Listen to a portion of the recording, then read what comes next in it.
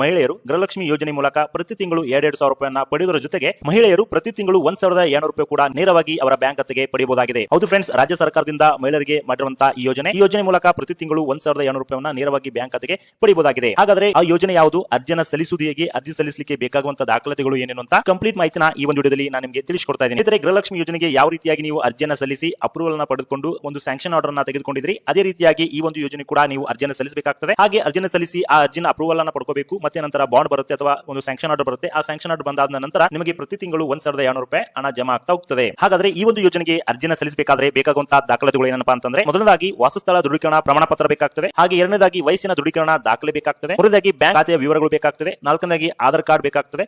ಹಾಗೆ ಐದನೇದಾಗಿ ration card xerox ಬೇಕಾಗುತ್ತೆ friends. ಹಾಗೆ ಒಂದು ಫೋಟೋ ಬೇಕಾಗುತ್ತೆ ಫ್ರೆಂಡ್ಸ್. ಹಾಗೆ ಈ ಒಂದು ಯೋಜನೆಗೆ ಅರ್ಹತಾ ಮಾನದಂಡ ಕೂಡ ಇದೆ. ಇಲ್ಲಿ ಅರ್ಹತಾ ಮಾನದಂಡಗಳು ಏನೇನಪ್ಪಾ ಅಂತಂದ್ರೆ, ಈ ಒಂದು ಯೋಜನೆಗೆ